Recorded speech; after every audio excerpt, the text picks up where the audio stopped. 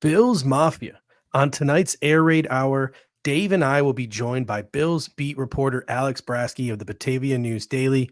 We'll react as he gives us the inside scoop on everything that has gone down at Buffalo Bills training camp over the past week. But first,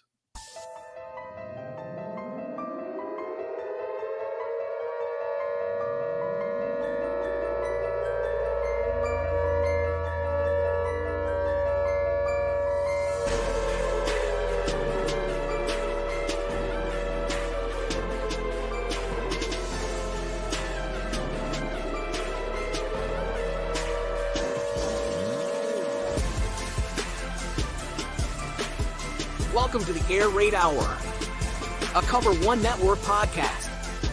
Here are your hosts, Judge Mathis and Tilt Money. Bills Mafia, welcome into another episode of the Air Raid Hour presented by Picasso's Pizza and the Cover One Sports Network. Tonight, we are joined, as we are every Monday, by Alex Brasky of the Batavia News Daily, of Batavia News Daily. Yeah, Batavia News Daily. Sorry. Trying to change the background. Daily News. Batavia Daily News. Sorry. It all works.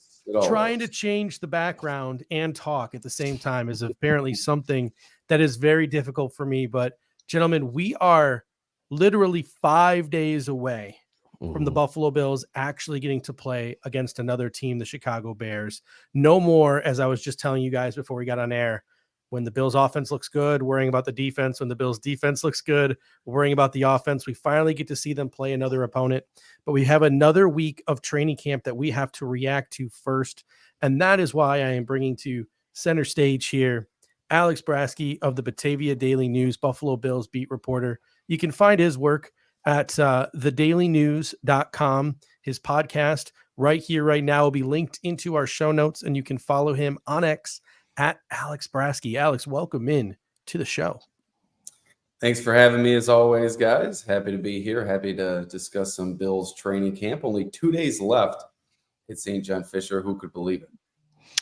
It's crazy. There's only 2 days left. And I got to tell you, I follow a lot of the beat guys and I follow a lot of people on social media. We all kind of follow each other, but the updates that you've been putting out, the details, to me are second to none. I know you're on our show, but I just got to tell you that because every time I'm on the timeline, it's like a new update and it's awesome to see. So appreciate you doing that as well as being on our show. I appreciate those kind words. It really goes back to my roots as a high school sports reporter. That's how I got started. I was running my own website. It was called Batavia's Best back then. Myself and my old co-worker Mike Rose used to update the high school games in the area on Twitter. So it's kind of a throwback for me, but something obviously that's much more action-packed, watching an NFL team live and in person and updating it for the fans. So a lot of fun, and I appreciate it.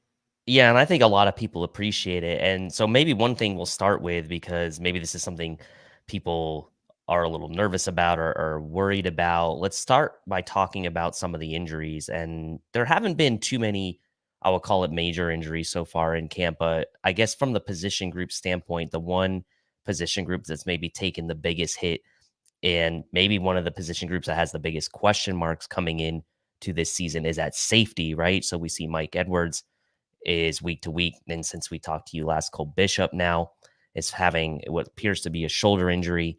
And it looks like he is week to week as well. With those two guys sort of on the mend, and hopefully they'll be back and ready to go by week one, that's to be determined. How has that kind of, rep division kind of shaken out for the guys behind them? We know Taylor Rapp is pretty much entrenched as the one guy that the Bills and coaching staff appears to trust the most. But beyond Taylor Rapp, without Cole Bishop, without Mike Edwards in the mix, how has the rep kind of count been split without those two guys so far? Yeah, it's really elevated Damar Hamlin to starter territory in terms of rep count. He's been with the ones. He's been a mainstay. Elsewhere, it's really been a carousel. You've seen free agent signings, Kareem Jackson, and Terrell Burgess in there. You've also seen Kendall Williamson. You've seen Cam Lewis back there. D. Delaney has worked his way back there, someone we haven't heard much since he was signed as a free agent. So it's been a revolving door there ever since Edwards and then Bishop went down. I think they're really waiting to get those two back, both of them. I don't want to say ramping up their activity, but maybe beginning activity with the athletic trainers on the side today at practice. Bishop was riding the exercise bike. I shot a video of him, and a lot of people made pretty funny comments. It looked like his arm was amputated the angle that I was at. He was working his non-injured arm, so maybe still a bit of a ways to go there. And then you have Mike Edwards working his way back from a hamstring that could linger. So I think this rotation is going to continue to go. Cam Lewis, I thought, had a good day at Bills training camp. A lot of pressure being provided by the Bills defensive line, blitzes being called, and just wins up front from edge rushers and defensive tackles. So that really benefited the secondary, and Cam Lewis was one of the benefactors, that versatile defensive back, something that Sean McDermott loves. So obviously he solidified his spot on the roster these past few years, and some nice play as he's worked in at safety a little bit more since the exit of Edwards and Bishop. Yeah, I feel like with Edwards and Bishop being out and the fact that they're both new players, each day that goes by, the likelihood of DeMar Hamlin being the starter at free safety week 1 increases, because really the Buffalo Bills want to trust who they put out there on defense, and Cole Bishop and Mike Edwards just really aren't getting the repetitions. And another guy who we could really be sleeping on is Cam Lewis, because if something were to happen to a DeMar Hamlin or a Taylor Rapp, I think the next guy up could be Cam Lewis, even though he's more of a versatile chess piece than a true safety. Two other guys who have been dinged up, Nicholas Morrow, he's sort of been in and out of practice, and Edifon Ulofoshio, the rookie linebacker, he's been newly added to the injury report with a rib injury. So the Buffalo Bills are starting to see some injuries to the linebacker core. Not quite to the degree that they saw last season when, all their starters and all their backups went down. But how has the rep chart looked at linebacker? It really seems like Dorian Williams is the clear-cut Milano backup now. But how is it shaking up from there? Who's sort of next in line behind Terrell Bernard? Who are the guys really in contention outside of the top 3 to really solidify and earn a 53-man roster spot? Yeah, homegrown player that a lot of people have had their eye on the past few years, but has remained on the injury report. Balin Spector stepping in really as that fourth linebacker, with Moreau a little bit banged up. And really it's just been the performance of Spector. He's been able to remain on the field throughout training camp, and I think he's fared well. He's been pretty decent in coverage, good in run support. Deion Jones came away with the interception during the return of the blue and red. But I think if all bodes well, the Bills will get those two homegrown guys into those 3 and 4 slots with Dorian Williams and Balin Spector. And so far, Spector really fitting the bill in that 4th spot and deserving the lion's shares of the rep. It'll be interesting to see if the Bills do decide to keep 6 linebackers. It's going to be an interesting debate, because now there's a debate about whether or not maybe the Bills only keep 5 wide receivers, as we kind of talk about some additional injuries. Andy Isabella, new injury today. Chase Claypool has been banged up. At this rate, it looks like maybe KJ Hamler has some kind of inside track, given his return abilities, at maybe securing a 6th spot from the wide receiver position. But are guys like Claypool and Isabella now sort of, do they have a legitimate chance at this point to make the team? I mean, Claypool hasn't really practiced a ton from what it appears, and he was kind of like that summer darling when the Bills signed him as a guy with a lot of talent, but sort of not been able to put it all together. So how out at the receiver position and injuries, and how that may affect some of these guys' chances to make the team? Yeah, Chase Claypool was on certainly the right track to make the roster after the spring, but the toe injury has set him back. I think the Bills are playing it a little bit slow. They know his track record, just waiting to maybe see him out there in game action once the preseason games start. Tyrell Shavers has been putting on a show during training camp. Everybody paying attention to Bills training camp has seen that. I spoke with Shavers after practice. And interestingly enough, he said one of his primary voices in the locker room in terms of veteran help has been from Marquez Valdez-Scantling, somebody who he could be in competition for, not only for playing time, but potentially a spot on the roster the way things have been trending. Valdez-Scantling, a slow start to training camp, came on a little bit. Then he had 2 drops during a QB wide receiver drill, which was a bit concerning. It's tough to look too far in to one drill and one day of practice. And you look at a video that the Bills just put out on their social media, the chemistry between MVS and Josh Allen already budding. So perhaps MVS spot on the roster, not in question, but I think his spot on the depth chart certainly up for grabs. And Tyrell Shavers is making a play for that 4th, 5th wide receiver spot.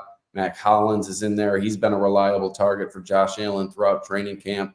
Andy Isabella suffered an injury today at practice, went down during a somewhat of a brawl during practice. Deshaun Williams came up, delivered a big blow on Andy Isabella, got the offense really heated, and Josh Allen yelling at the defensive sideline.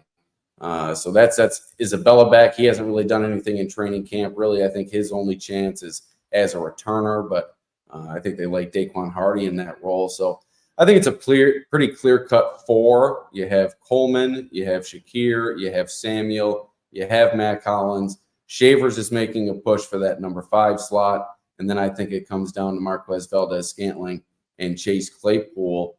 And who knows, maybe this is the year that they keep 5 wide receivers and rely on maybe some extra linebackers for special teams help. So I want to ask you then quickly about, because there's been sort of a lot of people reporting that KJ Hamler has been kind of the main return guy. Is really that Daquan Hardy's job now to lose? I know Hardy's been making good plays defensively based on the reports. So is KJ Hamler looking more like maybe just a camp and preseason body at the return position than he is a legitimate chance to crack the roster? Seems that way to me. He has not been involved really at all with the offense. Kind of today was his breakout day with them working the short passing game with so much pressure. Sorry about the sirens behind me. With so much pressure being applied by the Bills up front, that really led the offense to work that short passing game. And one of the primary benefactors was KJ Hamler. I think that's his game, whether it's going deep or that short passing game that he was so involved with today. I think it's Daquan Hardy's job to lose in terms of the returner. If you listen to Sean McDermott the other day, the way he talked about Daquan Hardy, the primary reason he said they drafted him was for the return element. And he's got more experience as a punt returner, but with this new kick return, it's turning, and Matthew Smiley said this the other day, it's turning into more of a punt return style. So I'm sure that would help Hardy acclimate over to a kick return as opposed to a punt return. I think he's the leader in the clubhouse right now in terms of kick returning and punt returning. We'll see how the preseason shakes out. That's really when we'll see that kick return in action. They've done their best to simulate it in practice, but once those preseason games kick off, that's truly when we'll see who's going to rise to the top in the return game.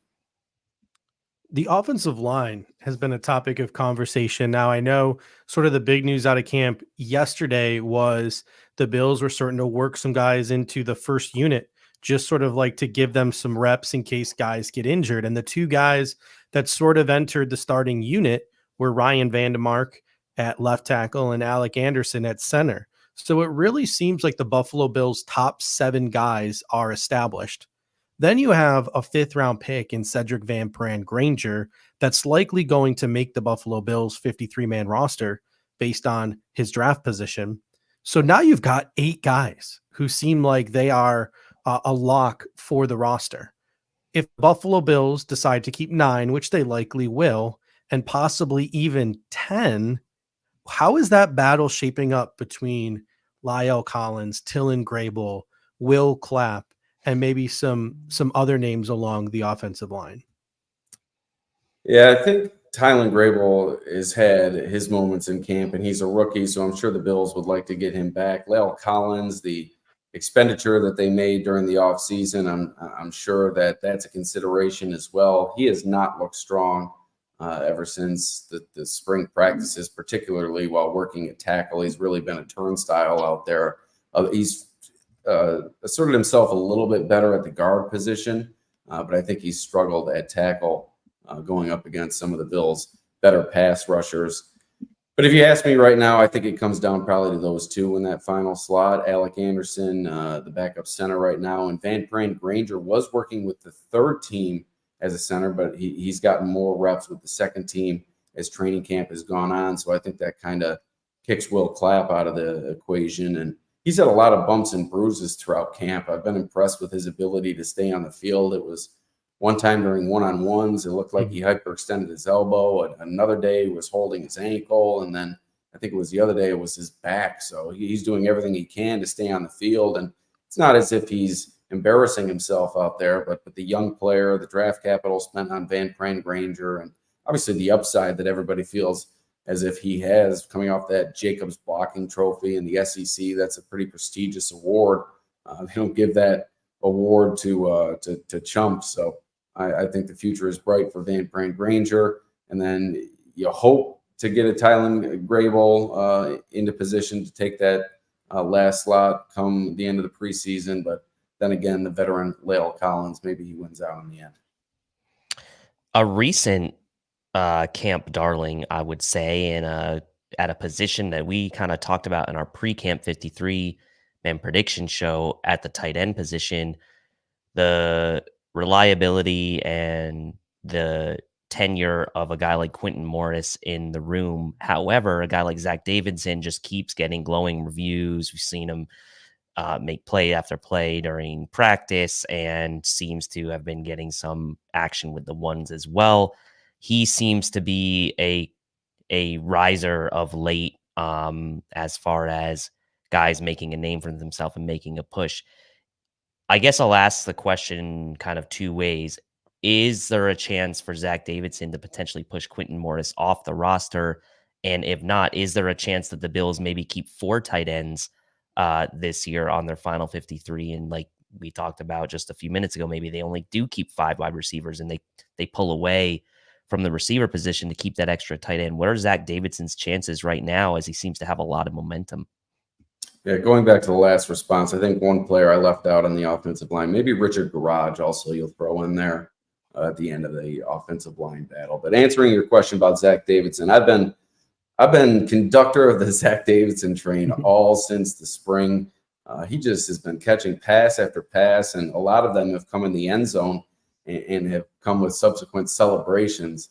So it's been an easy player to root for throughout the spring and the summer. And yeah, I think the answer is yes to both of your questions. I think he does have a chance to push Quintin Morris off this roster, and I think there's a chance that the Bills keep 4 tight ends.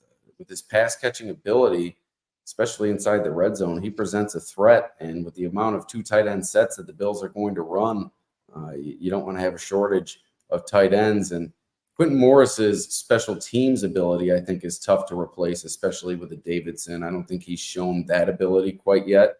In terms of special teams, the way that Morris has, and maybe that keeps Morris around in Buffalo. But and that's not to say Morris hasn't had his moments either. I think it was a hotter start for Davidson, but they've been going back and forth over the past several practices.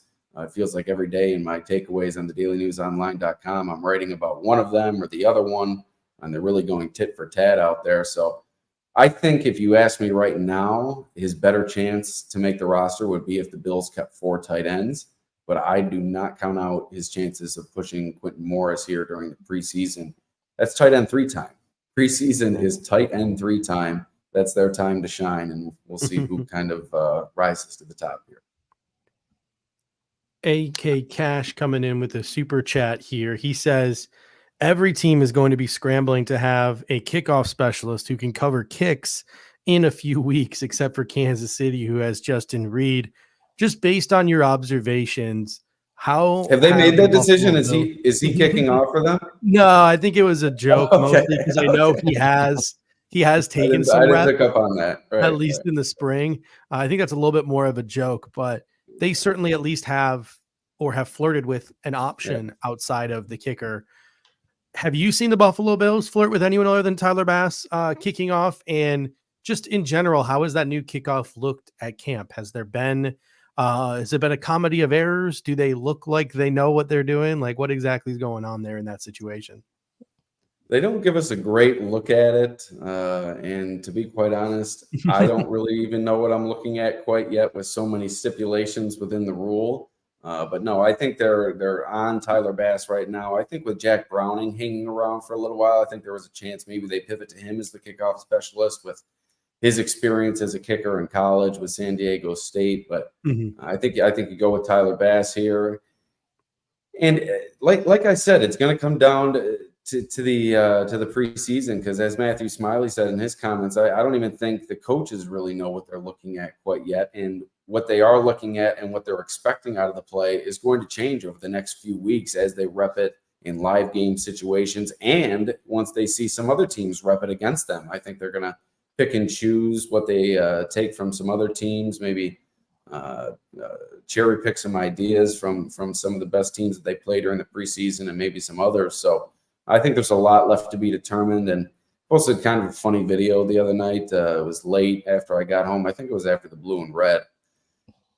I've been trying to get involved with this kickoff. I've been trying to get in. I just can't. I just can't get interested in it. It's a kickoff at the end of the day, and unless I see Dante Hall or Devin Hester back there, and I'm 12 years old again, I don't know what's going to really get me amped about an NFL kickoff. My hot take has always been, like, I don't like special teams. I've never been a big fan of special teams. My hot take has always been touchdowns should just be 7 points. You should get to go for 2 if you want to go for 2. And then the other team should just start with the ball at the 30-yard line. Like, just cut some commercials out, cuts the game a little shorter. I guess a lot of it had to do with the fact that all those new rules that they had put in place previous to this year had just essentially killed special teams. But it'll be really interesting to see how this new rule goes, if it can build excitement for kickoffs, or if by next season the NFL owners are just screaming like, hey, can we put a linebacker behind the kicker, and after he kicks it, can the kicker just run off the field? Like, because I think that there will be some owners who come up with an idea like that, because some kickers might be going down to injuries with the way this is rolling. But one final question for you here, Alex. The defensive line, they've been, I think, making some waves recently. I've been hearing AJ Epinesa this, Greg Russo that, Ed Oliver this. Reports are that this unit is really playing in a dominant fashion. I think Josh Allen was getting visibly frustrated in camp this morning with the pressure that they were applying. So speak to their play as training camp has progressed and since the pads have come on. Yeah, it all started at the beginning of training camp before the pads came on. It was Greg Rousseau who was shining through. Then it was Ed Oliver who was dominant, and he's really remained dominant all the way up through today. Then Von Miller turned it on one day when the offense was going through a lot of third and long work that really helped him pin his ears back. Today, you're absolutely right. It was AJ Epinesa's day. He got a ball batted down, which is really becoming his trademark. I think he was near the top in the league in batted balls last season, and once again showing that ability in training camp. Daquan Jones with a vet rest day today that allowed Deshaun Williams to get a little bit extra action. He's kind of picking up speed. And then Dewan Smoot has been very impressive. His versatility going from outside to inside and making an impact at both positions. He could have a Leonard Floyd type of impact. And I believe it was our guy Sports Rock on Twitter. He made a comparison to Quentin Jefferson. Maybe this is what the Bills always wanted out of Quentin Jefferson, what they're hoping to get out of Dwayne Smoot. And maybe that's a good comparison with his versatility and just the impact that he's made throughout training camp. Another player you got to watch, the rookie Dwayne Carter. He's really fit in strong in his first season. And then I was going to mention one more, but I guess we'll leave it right there. There really have been a lot of standouts up front. The one, yes, this is what I was going to mention. The one I guess I haven't heard a lot from is Austin Johnson.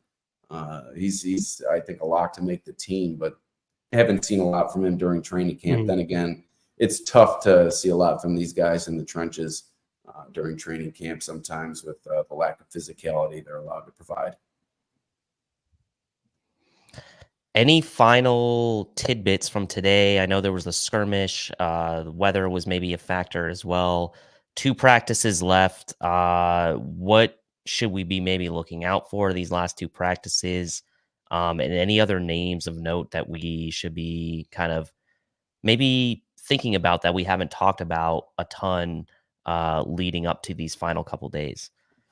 Well, a name of note from practice today, Tyler Bass, another good day kicking 5 of 5, did make one over 50. His only misses in training camp, I think, have come from over 50. Missed that one ugly in the return of the blue and red from 58 yards. But I think it's been an overall good camp from him. Then again, it's going to come down to those live game situations when the pressure's on and see how he reacts following that big miss in the playoffs last year. But I like what I've seen from him. What to watch moving forward. Keep your eye on Matt Milano. I think he's really starting to make strides and really starting to look like the Matt Milano of old, slowing ball carriers up the middle to the sideline, catching up with players, catching the ball in the flat. So I think Matt Milano is starting to put it together. Von Miller, I saw another good comparison from yards per pass on Twitter. He said if Von Miller can be, it was 2017 Terrell Suggs, the Bills would love it. Just somebody who rushes the passer and just is out there during obvious passing downs and ends up with double-digit sacks. Obviously, the Bills would love that. So keep your eye on those 2 players. I think those 2 players might tell the story of how this team is going to perform defensively this year.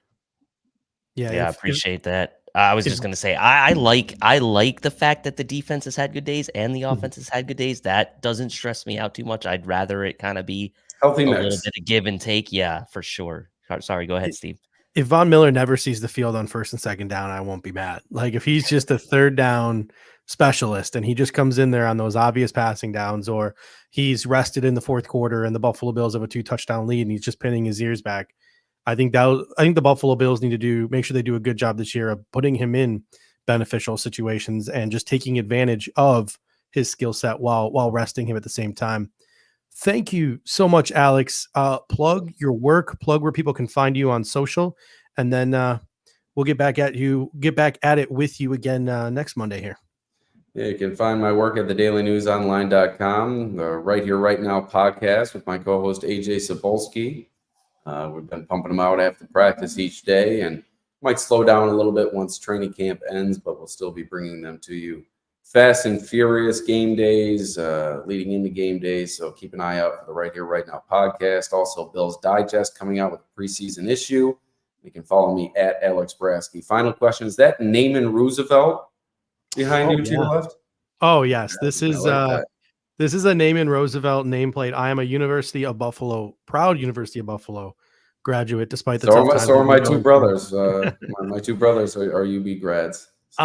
I'm a little upset because this was gifted to me by a good friend who used to work at David Adams. It was in like one of the junk bins at David Adams Card World back in the warehouse. And he also gifted me, and this is a deep cut here, a Drew Haddad nameplate as well. So when I finally got a place to put these up on the wall, I was like, man, the Drew Haddad would look perfect underneath the Naaman Roosevelt. But for the life of me, I moved houses about 2 years ago.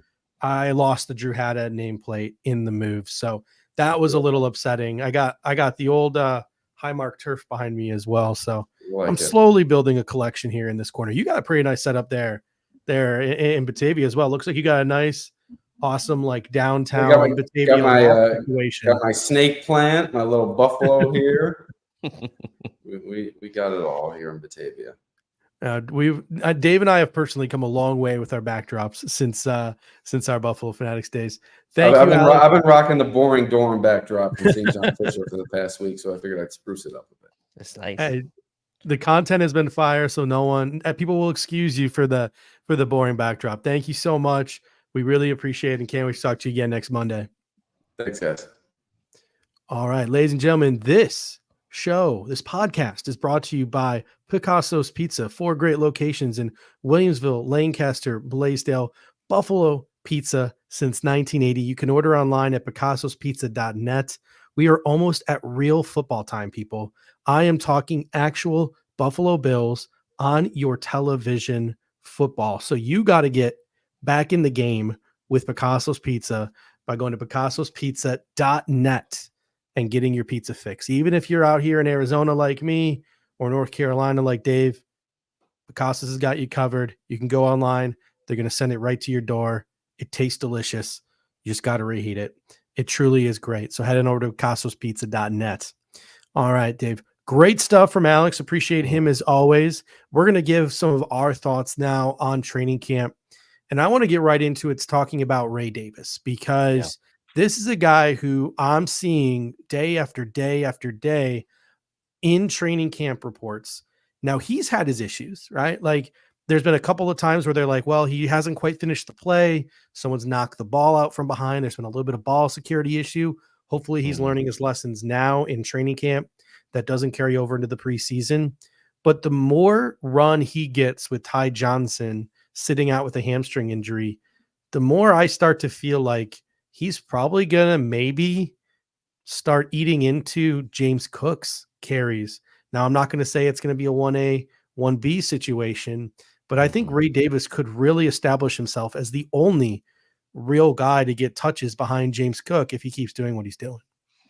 Yeah, and look, I know there's been reports about him having ball security issues, but there's also been reports. I'm not saying James Cook's not the guy, but there's been reports of him continuing to drop balls as well. And we've heard about Ray Davis's, proclivity in the pass catching game. And so, to me, it's going to be hard for the Bills to not find a way to at least get him on the field. Early on, maybe it's not a ton, but as the season progresses, maybe he works in more. And I think, look, it seems like the Bills are really putting a concerted effort into getting their backs involved in the passing game throughout camp and these practices, and Ray Davis has been a beneficiary of that. And so, I think the Bills need Ray Davis, and I don't think it's necessarily a luxury. I would put it, to have him. I think they need him. And I think they're going to need him to contribute in some meaningful way for most of this season to complement James Cook. And while, there may be some skill sets that overlap there as far as the pass catching ability, like, you can't, James Cook to me still just doesn't seem like a guy that's going to push 300 carries or play, 80, 90% of the snaps. So I think Ray Davis is going to have a meaningful role in this team. And I'm excited. I hope he plays a decent amount in the preseason. It's going to be interesting to see what the Bills do in the preseason with Ray Davis, given that injury to Ty Johnson looked like it's going to keep him out for some time. They may protect Ray Davis and James Cook during the preseason. We may not see a lot of either of those guys at all. So I know he's a rookie and it probably would make sense for him to get some action, but they may protect him as well during the preseason. Pops Mafia comes in and says Davis has runs of 50 yards, but then he lets up at the end and the ball gets knocked out. So as Sean McDermott has shown before, the ball security is important. So at this point, right, like Ray Davis is probably running away with that number 2 job, but that can change in an instant once Ty Johnson gets healthy and if Ray Davis does that in the regular season. So that is definitely something that Ray Davis needs to clean up. Speaking of Ty Johnson, still not back from that hamstring injury. Those soft tissue things could take a while. I think there's a real opportunity here for Darrynton Evans. There could be maybe an opportunity where if Ty Johnson, the Buffalo Bills just don't want to risk things with him, there's that new rule now, right, where you can put a guy on the PUP list and it's not going to make him, before you have to make your roster cut downs. You can do that now in the National Football League. You can designate players to PUP, bring him back after, 4 to 6 weeks. I can't remember off the top of my head the exact time frame. So if the Buffalo Bills want to slow play Ty Johnson, they could do so if a guy like Darrynton Evans or even Frank Gore Jr. step up. But the guy I've been hearing a lot about is Darrynton Evans, and he's got that kick return flex too. So Darrynton Evans could make some plays this preseason that could give the Bills the flexibility to let Ty Johnson's injury heal up into the regular season. Yeah, I mean, and Darrynton Evans for this team has been a bit of a preseason darling in the past 2 years ago, right? When he made that big run against the Chicago Bears in the preseason. And look, you're going to see a lot of Darrynton Evans and Frank Gore Jr. in the preseason, I think, this year. And I think he's going to show well, I think, in the preseason. I think the Bills They do have some level of trust in him because they've had him on the roster multiple times. They're going to put him back there probably to get most of the run in this first preseason game, and maybe they'll give him a chance to return kicks. I think there was a more of an outside chance for him to make the team as a return guy outside of injury. Now that Daquan Hardy seems to kind of probably have that maybe inside track to being the return man, I think Daquan Hardy will get his chances in the preseason as well. Maybe it's less of a benefit to have Darrynton Evans with that return ability, but you still need to have a contingency plan, right? So it's not a bad idea if Ty Johnson isn't really going to be quite ready for week one. I don't really have an issue with the 1, 2, 3 of Cook, Davis, and Evans to start the season. No problem whatsoever for me with that. Keon Coleman. Let's talk about him for a little bit. Always fun to talk about Keon Coleman. Both of us sort of wanted to make sure in all of our post-draft shows that we sort of tempered the expectation for Keon Coleman. Comments at least that I know I've made. Hey, I'll take 600, 700, 800 yards. I don't need the guy to push 1,000 as long as he is a legitimate red zone threat. And he can get us somewhere between 7 and 10 touchdowns this season in that red zone. However, the more training camp goes along, the more plays he makes consistently on a day-by-day basis, the more I want to let the expectations for Keon Coleman get a little bit out of control. Where's your head at right now in your expectations for Keon Coleman in year one? I think it's going to be maybe a bigger role than both of us projected 2-3 months ago. I mean, it certainly seems like the way camp has gone that he is going to potentially have a bigger role, maybe from a volume standpoint, I would say, than anything. I think from a production standpoint, if you're hoping for him to be a red zone threat and kind of, be a touchdown maker, I don't think that's changed much. But I do think maybe in between the 20s, the expectation has changed a bit that he's going to contribute more, as a potential chain mover, as a potential guy that Josh Allen can trust in the middle of the field as well, in addition to kind of being that red zone threat. And, as Eric and others have pointed out, the Bills have kind of made an emphasis to kind of get guys that Josh Allen can throw the ball to, even when they have guys in like defensive backs in their hip pocket. And that's been Keon Coleman throughout training camp. So, look, I'm not going to sit here and project that this guy's going to get 1,000 yards. No Bills rookie receiver has ever done that. But I still think I'm generally in the same area of sort of where I was, in my season prediction, somewhere in that 60 target range. Maybe that's low. Maybe it'll be more than that. And in fact, it probably will be more than that. And I'll probably say that now. But I think that the impact in the red zone and the touchdowns, I think, are why we initially were excited about him. That remains as is. So I think volume, maybe you'll see a little bit more volume than initially we both thought. I want to talk now about the preseason because the Buffalo Bills have their first game coming up on Saturday against the Chicago Bears. And AK Cash comes in. He makes a great comment here. He says, "There's a world where Quentin Morris becomes our fullback and Reggie Gilliam gets cut with Davidson going off." And I think this is a perfect time to sort of talk about what we're looking for in the preseason and some of these preseason tiebreakers, because right now it looks like on the surface, like Quentin Morris and Zach Davidson, who are both having good camps from all accounts, are battling for one position, tight end 3. I personally find it hard to believe the Buffalo Bills keep 4 tight ends. Who knows? So if you're starting to look for alternatives, the one thing you start to think of is exactly what AK Cash said. Hey, we can save some money by cutting Reggie Gilliam. What kind of role is Reggie Gilliam going to have on this team offensively? Can Quentin Morris and Zach Davidson do what he does on special teams? Do we see Quentin Morris maybe lining up at fullback and the Bills experimenting with those things? I think preseason could give us an indication on just how tight this battle is and where the Buffalo Bills are looking and heading towards with this tight end position, the depth of this tight end position. Yeah, it's going to be interesting because Alex mentioned, right, Quentin Morris gives you that special teams ability. And at some point, you're going to have special teamers, right, in the mix here. So it's going to have to be like well, if you don't keep Quentin Morris and you don't keep 6 wide receivers, like where are your special teamers coming from? That means you're probably going to keep a 6th linebacker, or you're probably going to keep, you know, Reggie Gilliam in that scenario. So because Reggie Gilliam plays special teams. So I think it's also a matter of finding the right mix of like who you want your special teamers to be as to who maybe these last couple roster spots go to in a scenario maybe where Tyrell Shavers becomes your 5th wide receiver and or even 6th wide receiver, and you do keep 6 wide receivers with MVS and Shavers.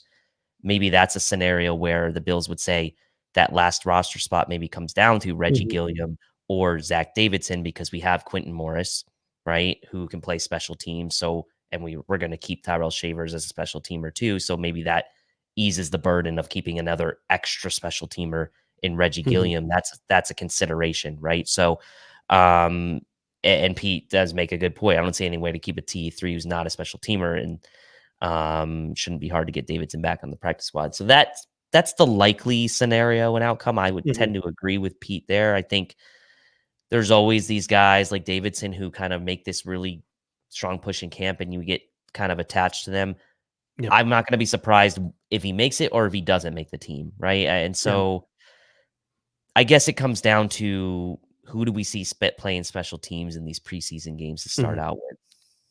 The thing that's so tough with the Buffalo Bills, and this is really specific to our organization and no other organization, maybe one or two other organizations in the National Football League. I made this comment on social media yesterday. Zach Davidson and Tyrell Shavers are making a name for themselves in this Buffalo Bills training camp. They are almost daily on every single Buffalo Bills beat reporter's write-up. And other GMs look at these beat reporters and what they're seeing in training camp. And every time the scouts assigned to the Buffalo Bills are looking at training camp reports on a daily basis, they are seeing Tyrell Shavers and they are seeing Zach Davidson. No GM in football has had more players poached than Brandon Beane. Like the normal common sense take here is like, well, he should really get him on the practice squad, no problem. It's not a common sense take with the Buffalo Bills because this team is poached again more than any other team in the National Football League. So I think that is what puts a lot of Bills fans in conflict, is just the fact that Brandon Beane fills this roster up pretty good year after year. And the proof is in the pudding. More players than not, more players than any other team get claimed off waivers when the Buffalo Bills make their cut down at the end of August. Yeah, and I mean, talk about a guy who was a darling a year ago. I mean, like Justin Shorter is not making this team, everyone. Like I hate to break it to you, but he's not making this team. Like, I mean, I'll eat my words if somehow he finds his way onto the 53. There's one small sliver that I'm going to get to when we get to wide receivers next, but yeah, it's going to be a tough road. Yeah, it's going to be a tough road. And like, this is where I think the Bills need to be smart about some of the guys they brought in as far as like vets who they know don't have to pass through waivers, right? They can bring them back onto the practice squad. And also part of this comes down to like, does Joe Brady see a way, let's say, to kind of integrate Zach Davidson into the offense in any way? It doesn't really do the team any good if Zach Davidson's going to eat a roster spot and he's a game day inactive because the Bills have no way to use him, right? So I know there's going to be, whatever it is, 7 game day inactives or however many there are. But I think the preseason, as Alex kind of kept referring to, is going to be important for a lot of these guys. And I think it could be coming down to the last 3 or 4 spots on this team in the preseason really could make the difference. And with there only being 3 preseason games now, it makes it even more important for these guys sort of on the bubble to make an impact. Yeah, looking at the wide receiver position now, you have Marquez Valdez-Scantling, who knows, right?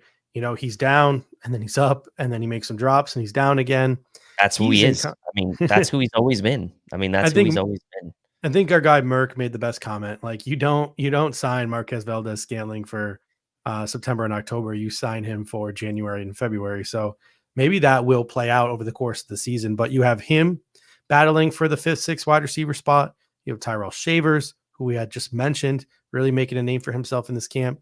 You have KJ Hamler, who just happens to also be the primary kick and punt returner as of now. Right. You have Justin Shorter, who just got hurt and is missing some time with a knee injury. The one sliver of hope for Justin Shorter stands out there is Joe Marino pointed this out on Lockdown Bills. We're 3 weeks into camp, 2 weeks into camp, and he's still the first team gunner opposite Matt Collins when healthy on special teams. So like you think to yourself, like, well, Justin Shorter's not making any plays on offense. Like I'm not hearing Justin Shorter's name at all. And then, August 27th rolls around or August 26th rolls around, whatever cutdown day is, and Justin Shorter makes the team. And you're like, huh? That could be the reason, right? Like the Buffalo Bills value him as a guy who guns on special teams because of these new rules, whether it's punts or whether it's his contributions on kickoff. So I wouldn't put Justin Shorter to sleep just quite yet. And then you have Chase Claypool as well. So if he can get on the field or Justin Shorter can get back on the field, it's going to be really interesting to see both receiving and on special teams sort of who can make an impact in the preseason, who can make a name for themselves. Who's this year's Isaiah Hodgins, who really just makes the Buffalo Bills' life really difficult with what they do when the lights come on against another team's opponent. Yeah, and so if he does make the team, we're just going to cut that clip from the records, and I never said it. So I would be surprised, though. I mean, that's a fair point that Joe Marino makes, and I get that. But also then you have Tyrell Shavers, who, presumably could slide right into that role and who is healthy and is, by all accounts, looked better than Justin Shorter, even all things equal. So it's interesting. But that's what's surprising to me, right? Like, Tyrell Shavers is tearing it up on offense, and he's supposed to be this ace special teamer from college. Why is he not getting reps next to Matt Collins, like ahead of Justin Shorter? That was sort of what was weird and like caught me off guard. And he might still. We don't know. There's still several weeks to go. So the offensive line, this one's really intriguing to me. We mentioned when we were talking with Alex at the top of the show, the top 7 have formed. The Buffalo Bills have their top 7 offensive linemen right now, with Ryan Vandemark and Alec Anderson securing the 6th and the 7th spots. Cedric Van Pran Granger is probably safe. The battle for offensive lineman 9, the battle for possibly keeping 10. This is where it gets interesting in the preseason. Who's going to step up? Is it going to be Tillin Grable? Is it going to be Richard Garage? Is it going to be Lyle Collins? Is it going to be Will Clapp? Who is going to make Kevin Jarvis, right? Who's going to make a name for themselves and secure that 9th roster spot? And if it's no one, maybe the Buffalo Bills consider another Jermaine Ifedi type of approach and look at the waiver wire once cutdowns come in August. Yeah, I mean, that scares me a little bit to only have the 8, but because I'd almost rather lean towards 10, but then you start talking about, well, Zach Davidson, and you start talking about like a 6 wide receiver and maybe keeping 5 defensive tackles and 5 edge, like, and you got to take away from somewhere, right? And maybe it is the offensive line, because like it scares me to only keep 8, but it also, the depth once you start getting to that 9th, 10th guy, to me is not great. So I could see a scenario there where it's like the 53rd guy, the 9th or 10th offensive lineman is really like the 60 to 65th best player that the Bills have, somewhere in that range, but they feel inclined to keep it just from a numbers standpoint. I do think they will end up keeping 9, but I'm starting to kind of lean more towards now that they will only keep 9 and not 10. I mean, you make a great point there. So now I'm starting to think to myself, if the Buffalo Bills are just going to keep Tillin Grable, but they know Tillin Grable isn't pro ready, right? But they're just keeping him because they want to keep 9. Maybe they cut him and they try to get into the practice squad, which he'll likely get to, right? And then all of a sudden, the Bills are just keeping 8 offensive linemen, which seems crazy.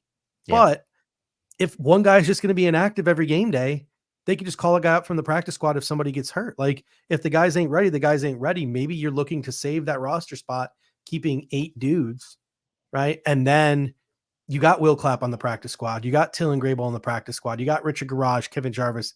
You feel like you can safely get those guys to the practice squad.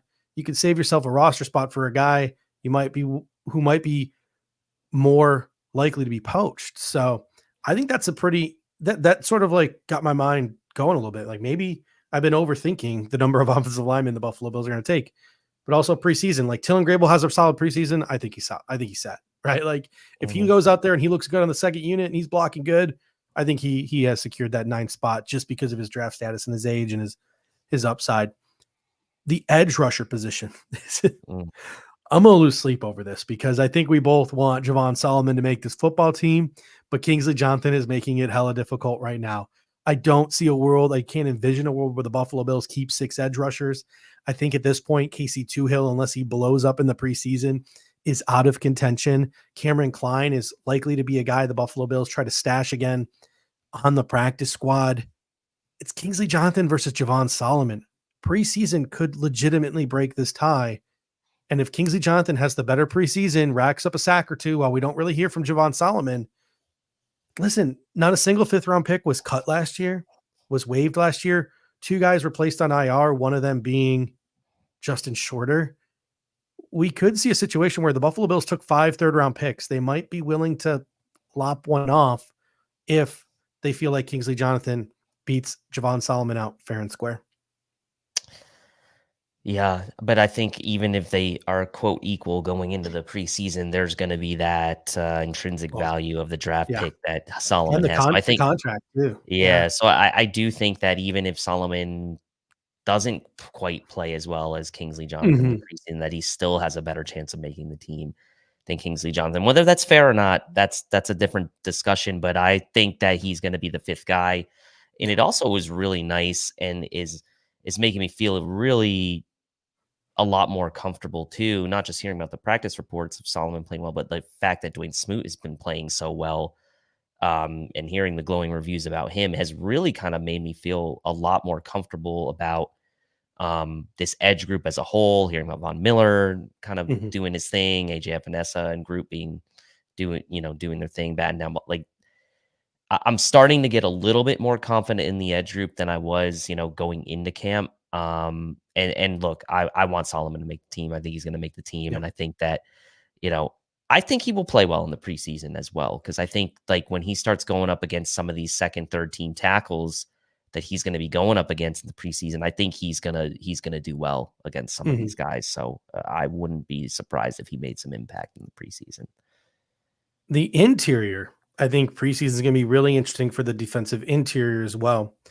Deshaun Williams has been getting 2nd team reps ahead of Dwayne Carter. And what I want to see in the preseason is I want to see Dwayne Carter pop to a point that the Buffalo Bills feel like they can cut Deshaun Williams and only roster 4 defensive tackles. Because unless Dwayne Carter goes out there and really pops, I think the Buffalo Bills are probably going to keep that veteran insurance policy in Deshaun Williams. I'm more confident than other people that Deshaun Williams could get to the practice squad. That's why I really hope Dwayne Carter pops, because you can practice squad Deshaun Williams. But there are other people who will say, this is a guy who started like 40 plus games in the National Football League. Somebody's going to claim him. But like, he was a rather like under the radar, free agent who came here for dirt cheap. So I don't really know if there's going to be a market for a Deshaun Williams, right? So I really want Carter to have a big preseason so we can save that roster spot by cutting Deshaun Williams. But what are your thoughts about what's going on in the defensive interior? Well, I mean, you hear Alex talk about Deshaun Williams having some good play as of late. I personally want the Bills to keep 5 defensive tackles. I think that in my mind, I want them to keep 5 DTs and 5 edges. I think having, 10 defensive linemen and then maybe keeping only 5 linebackers is the way to go. I think there's plenty of opportunity, and we're going to get to this in a second, on some of these vet linebackers to be vet practice squad linebackers.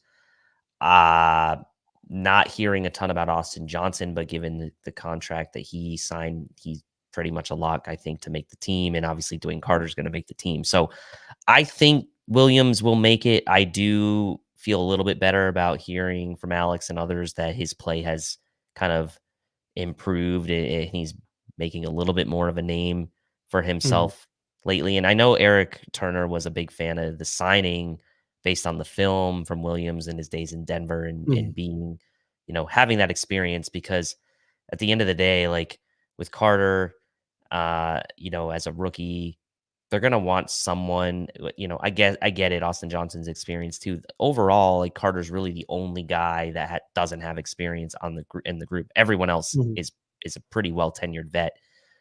So that alone doesn't really mean that you need to keep every single vet, but I do think that they will keep the 5, and I'm okay with that. Yeah, you spoke just a minute ago about linebackers. The question I think for the Buffalo Bills is going to be, do we keep 5 linebackers or do we keep 6?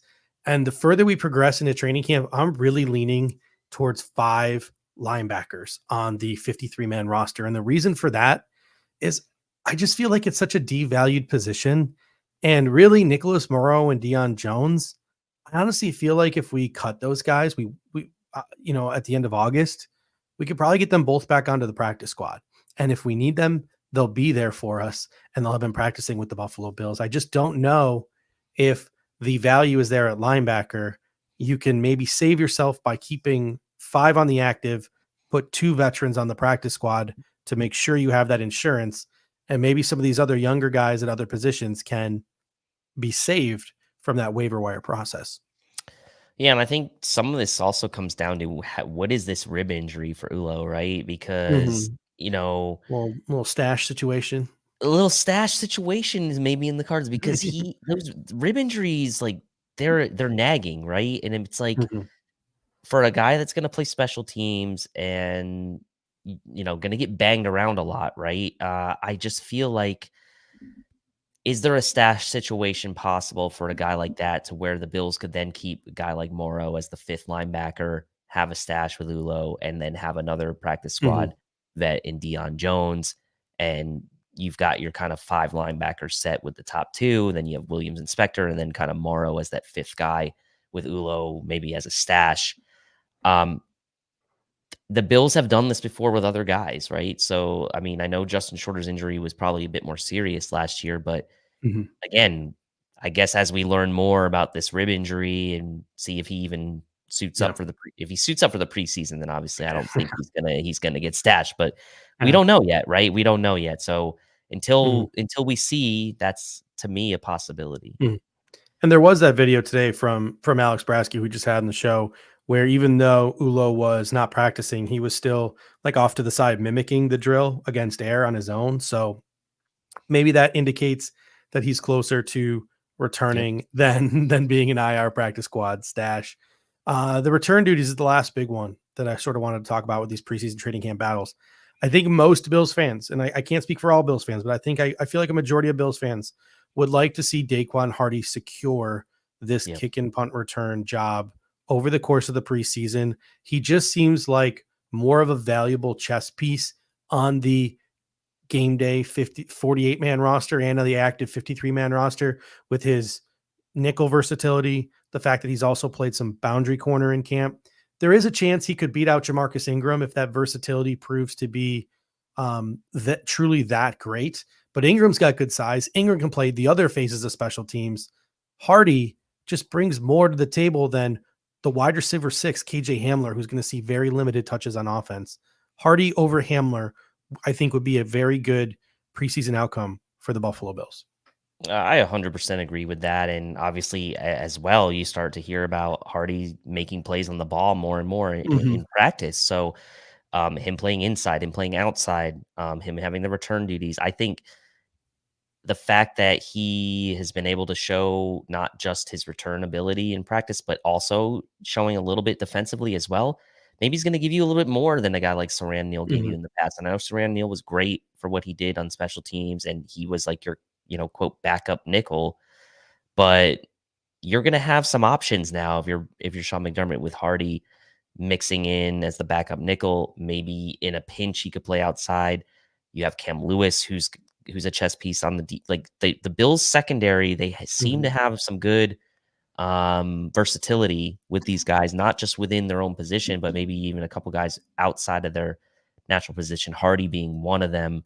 And I do think at the end of the day, the Bills will keep 6 corners, Hardy being one of them, Ingram being one, and I do think they'll keep 5 safeties with Lewis as well. So, I mean, I have the Bills, I think, at this point going more heavy on their 53 towards defense than offense. I think I have it, if I had to break it down today, I think it's probably 26-24 defense to offense. But yeah, I would love to see Hardy make a splash in the preseason. Yeah, the preseason is going to dictate a lot of things, and one of the things that I want to start talking about this week and carry over into future shows is the practice squad decisions the Buffalo Bills are going to make. They don't just have to choose an active 53-man roster. They got to start thinking about how they want to construct their practice squad. And obviously some of the last decisions they make are going to affect who goes onto the practice squad.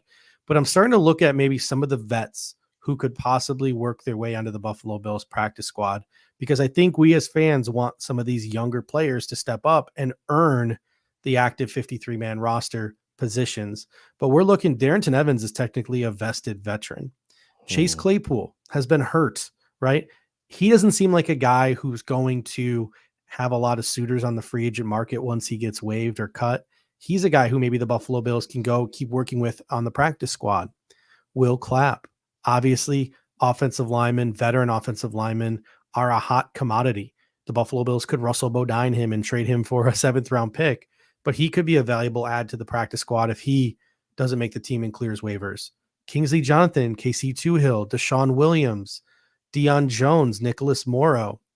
More so than ever, I think the Buffalo Bills have some legitimate veteran options that they can place on their practice squad, and they can keep some of the younger players on their active roster. Yeah, and I mean, that would be kind of a shift, right, in sort of how they've approached cut down day potentially in past years. And I think I think showing that shift in sort of the makeup of sort of how this roster's evolved would be a welcome sight, I think, to a lot of fans to see the Bills kind of move in that direction, to say, like, this is kind of how we're going to go. We're not going to sort of have these vets who are not going to play much anyway on game days sort of clog up our roster. We're going to keep those guys maybe on the practice squad instead of the other way around. Whereas the NFL of years past, your sort of practice squad was reserved for developmental younger players when the practice squad was smaller. But now that you have the bigger practice squad, the new rules around the veteran placements on the practice squads, like I think it would make sense for the Bills to have their handful of veterans. And I'm not saying the whole practice squad's not going to be like that. I get that. Yeah. But, like, you can only have 6. So you can only have 6. So use all 6, right? Use all 6 of those spots where you can. I think linebacker makes perfect sense. Yeah. And even safety too, like Kareem Jackson, right? Like unless Kareem Jackson's starting, he's not making the 53-man roster. So unless another injury happens or DeMar Hamlin like falls off a cliff in terms of his trajectory, Kareem Jackson, I think, is going to get waived on August 26th, 27th when the Buffalo Bills make that decision. But he's a perfect veteran to put on the practice squad. Like, hey, Kareem, you're 36 years old, 37 years old. Like, just come chill on our practice squad, practice with us. And if a starter gets injured, you'll be a starter again. But we're not going to play you on special teams. So like a guy like Kareem Jackson is a perfect sort of guy to fill that type of role as well. And just because they're on the practice squad doesn't mean they don't have options, right? Like they can be on the Bills practice squad to stay in shape, to stay conditioned. And if another team comes a call, and they can go onto those other teams. The youth, starting to scout guys who you want on the practice squad. Who are the names that are stepping up? I really hope Frank Gore Jr. steps up in the preseason, makes enough plays. I really like his upside. Put him on the practice squad. Hopefully guys like Tyrell Shavers or Zach Davidson, if they don't make the 53, they're locks for the practice squad, obviously. Tillin Grable, Richard Garage, Kevin Jarvis, guy like Connor Britton, Joe Andreessen. Can he beat out one of the veterans? Can he make enough plays this preseason to be a young guy at linebacker on the practice squad as opposed to a veteran? And a guy like Corey Couch is making a name for himself as well. So it's going to be really fun this preseason seeing what young guys can make their case for the practice squad.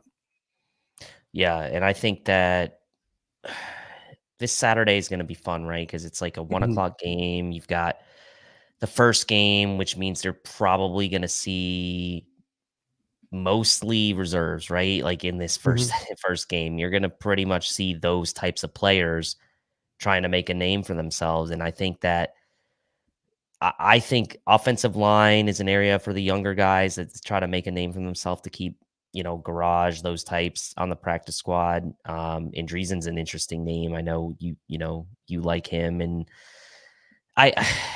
it's hard, right? Because some of these guys are only going to make 1 or 2 plays in the preseason, and then the coaches are going to have to go back and watch the film on the plays that they they weren't in on, right? To see like effort and were they in the right spot? And some of those things we're not necessarily going to be able to tell straight away from the broadcast. So, a lot of these things may not even come down to, oh, that guy made a tackle or two in the game, but was he in the right position for every play that he was in on? And so those are the types of things that are a little bit harder to tell just from watching, but still can't believe, man, we're officially in Yeah. game week, and it's exciting to have some action against another team.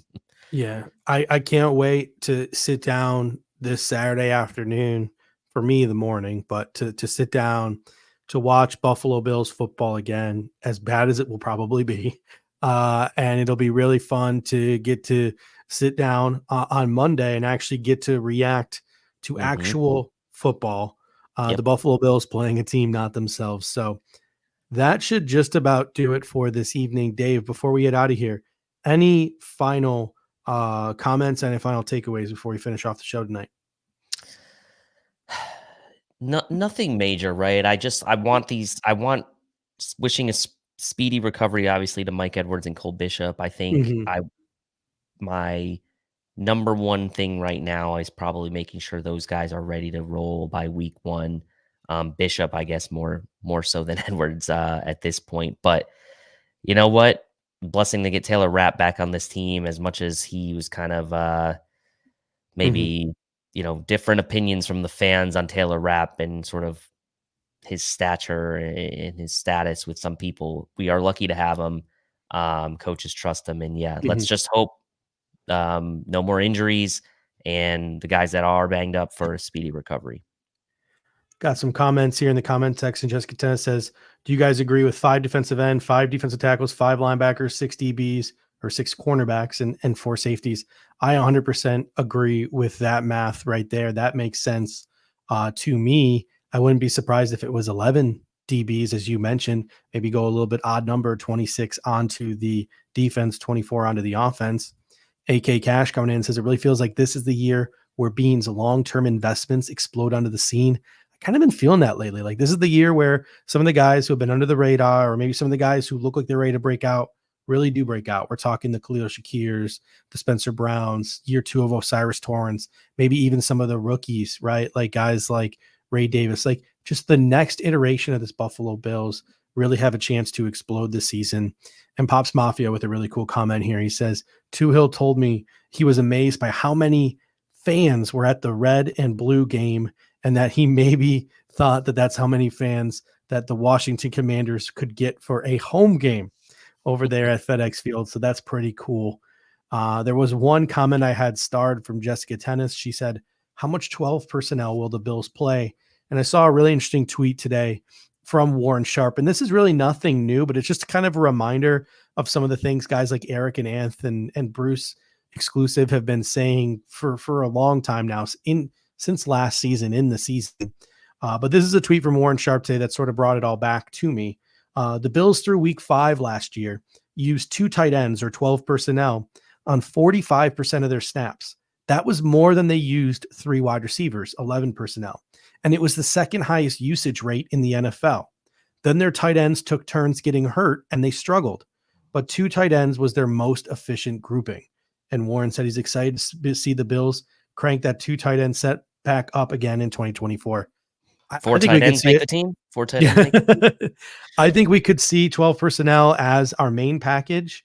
I think we could see 12 personnel being close to 45% of our groupings. And I think we could see a lot more heavy sets this year too, with all the play action that Joe Brady has been implementing. Like that one touchdown to, I believe it was Dalton Kincaid in the blue and red scrimmage. Yep. It was Reggie Gilliam at running back. It was Alec Anderson as the jumbo tight end. And it was 3 tight ends on the field. It was like, I don't even know what that personnel grouping is called. It was absolutely insane just how many big bodies they had on the football field. So really excited to see this new iteration in this more versatile Swiss Army knife like Buffalo Bills offense. All right, ladies and gentlemen, thank you so much for joining us this evening. Always appreciate you guys. We'll be back at it next Monday, same time, 9 p.m. Alex Brasky will be joining us to break down the week that was in training camp and the Buffalo Bills' first game against the Chicago Bears. Until next time, ladies and gentlemen, go Bills. Go Bills. Thank you for watching tonight's episode of the Air Raid Hour. Make sure to hit that like button on the way out. If you are catching the show on demand, leave a reply in the comment section and we will respond over the course of the week. You can always listen to every episode next day on all major podcasting platforms, including Apple Podcasts and Spotify, by searching Air Raid Buffalo. Thank you for your continued support, and as always, go Bills!